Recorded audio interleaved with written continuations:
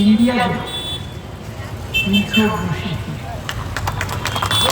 এবং বিকল্প সরকার এবং সেখানে পশ্চিমবাংলায় যদি আমরা বেশি সিট পাই, মমতা হবে নির্ণায়ক শক্তি। তার যে পলিসি বাংলা, সেই পলিসি তিনি সারা দেশে রূপায়ণ করবেন। আমরা তাই আপনাদের কাছে ভোট চাইতে এসেছি। মমতা ব্যানার্জির নাম করে এই দেশে যে ধর্মান্তর পার্টি, ওরা চায় সংবিধান পাল্টে একটা হিন্দু রাষ্ট্র করে। ওরা চায় মোদীকে এক নায়ক কর্তৃ ডিক্টেটর করে। আমাদের সর্বশক্তি ওদেরকে প্রতিরোধ করতে হবে। সেই প্রতিরোধের নেত্রী মমতা। যে আমাদের ইডি সিবিআই দিয়ে ভয় দেখা, সেটা ওরা অভিষেককে বারবার ইডিতে দেখে, শুধু অভিষেককে অভিষেকের স্ত্রীকে, বাবা মা, শ্বশুর শাশুড়ি, অভিষেক কি মচকে গেছে? না, মমতা ব্যানার্জির পরে অভিষেকে আমাদের নেতা সারা বাংলা দাপিয়ে প্রচার। তাই এইবার বিজেপিকে ধাক্কা দেওয়া সম্ভব। একটা হিন্দিতে কথা, ये सरेगली सरकार को एक ধাক্কা আনতে, ওদের ধাক্কা দিতে হবে। এবং মমতা আজকেও আমার সৌরভদার যা রিপোর্ট পাচ্ছি, ইন্ডিয়া 300 এবং বিকল্প সরকার এবং সেখানে পশ্চিমবাংলায় যদি আমরা বেশি সিট পাই, মমতা হবে নির্ণায়ক শক্তি। তার যে পলিসি বাংলা, সেই পলিসি তিনি সারা দেশে রূপায়ণ করবেন। আমরা তাই আপনাদের কাছে ভোট চাইতে এসেছি। মমতা ব্যানার্জির নাম করে এই দেশে যে ধর্মান্তর পার্টি, ওরা চায় সংবিধান পাল্টে একটা হিন্দু রাষ্ট্র করে। ওরা চায় মোদীকে এক নায়ক কর্তৃ ডিক্টেটর করে। আমাদের সর্বশক্তি ওদেরকে প্রতিরোধ করতে হবে। সেই প্রতিরোধের নেত্রী মমতা। অনেককে আমার জিজ্ঞেস করছি, আচ্ছা তার সাথে আপনারা, আমি বলছি এই কেন্দ্রে লড়াই বিজেপির সাথে। কেন? গতবার যে বিধানসভা নির্বাচন হয়েছে, তাতে তৃণমূল 6 লক্ষ ভোট পেয়েছিল, 7টা। আমার বিজেপি 4 লাখ পেয়েছে, সিপিএম পেয়েছিল মাত্র 2 লাখ। তা সিপিএম কি করে চ্যালেঞ্জার হতো? সুজনের দাড়ি, চুল, কারবাই দিয়ে পাকা, চুল পাকা হলেই তো কারণ ভোট হয়।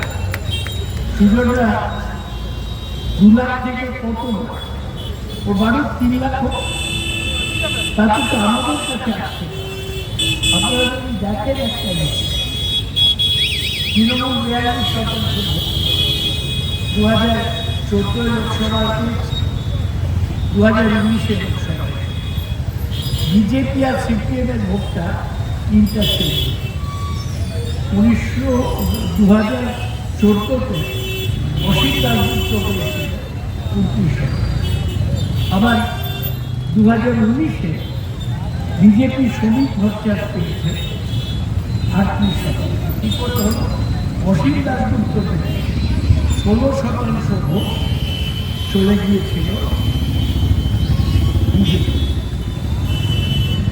রামের ভোট, রামের এবার বাংলা রাম ঠিক রামের কত ভোট রাম পাবে, আর রামের কত ভোট রাম পাবে।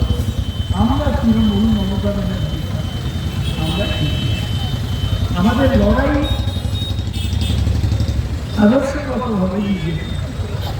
তার কারণ বিজেপি একটা সাম্প্রদায়িক, বিজেপি একটা ধর্মান্ধ, এবং ওরা কিছু কাজ করে রাম মন্দির বানানো। তাই এই বিজেপির বিরুদ্ধে আমাদের লড়াই লড়ে যেতেই হবে। এবং সেখানে আমি আরো বলব, বিজেপি হচ্ছে জুমলার পার্টি। জুমলা যমুনা মানে কি? যমুনা মানে যারা গ্যাস দেয়, মিথ্যে কথা। নরেন্দ্র মোদী বলেছিলেন 15 লক্ষ টাকা প্রতি পরিবারকে দেবে, দিয়েছে। নরেন্দ্র মোদী বলেছিলেন 2 কোটি বেকারকে চাকরি দেবে প্রতি বছর, দিয়েছে। নরেন্দ্র মোদী বলেছিলেন ডিমনিটাইজেশন করে, নোটবন্দি করে সব কালো টাকা ধরা পড়েছে। নরেন্দ্র মোদীর এই জুমলার বিরুদ্ধে আর নরেন্দ্র মোদীর একমাত্র রয়েছে রাম মন্দির। রাম মন্দির কি মানানো কি সরকারের কাজ? দক্ষিণেশ্বর মন্দির কি কোনো সরকার করে? কালীঘাটের মন্দির কি কোনো সরকার করে? সুতরাং যারা ধর্ম এবং রাজনীতি এইভাবে মিশিয়ে যায় তাদের ভোট দেওয়া উচিত। আমাদের মধ্যে সিপিএম আর বিজেপি ওরা উভয় মমতা ব্যানার্জির বিরুদ্ধে, তাই ওদের ভোট দেব। একটা জিনিস আমার পরিষ্কার হলো না, নরেন্দ্র মোদী গতবারও দমদমে এসেছিল বিজেপি, এবার এলো না কেন? এই প্রশ্নটা বিজেপির লোকেদের। কালকে আপনি যখন ড্রেন পরিষ্কার করেছেন, কালকে রাস্তায় নেমে আপনি জলে নেমে ড্রেন পরিষ্কার করেছেন, বিভিন্ন রাজনৈতিক দল আপনাকে কটাক্ষ করছে যে এটা তো আপনার কাজ নেই, এটা তো কাউন্সিলরের কাজ, আপনি কেন? না না, আমি কাউন্সিলরের কাজ বলে রাস্তায় জল জমে আছে আমি একটা ড্রেন খোঁচাতে পারবো না? এ তো আমার গণতান্ত্রিক অধিকারের উপর। মীনাক্ষী মুখার্জি এটাকে নিয়ে কটাক্ষ করেছেন কালকে। মীনাক্ষী মুখার্জি কে? এসব অপরিণত মেয়েদের কথা জবাব। আমার 60 বছর হয়ে গেল। মীনাক্ষী কোনোদিন এমএলএ হয়েছে, এমপি হয়েছে? আমি 25 বছর এমএলএ ছিলাম, আমি এই নিয়ে 20 বছর এমপি আছি। কে না কে এখন নাম বলছেন তার জবাব। দমদমে বিরোধী কাকে দেখছেন? বিজেপি, এখনো বিজেপি। যে আমাদের ইডি সিবিআই দিয়ে ভয় দেখায়, সেটা ওরা অভিষেককে বারবার ইডিতে দেখে ফেলে।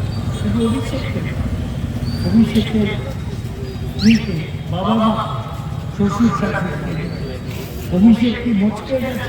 না, মমতা ব্যানার্জির পরে অভিষেকে আমাদের নেতা তারা বাংলা দাপিয়ে প্রচার করে।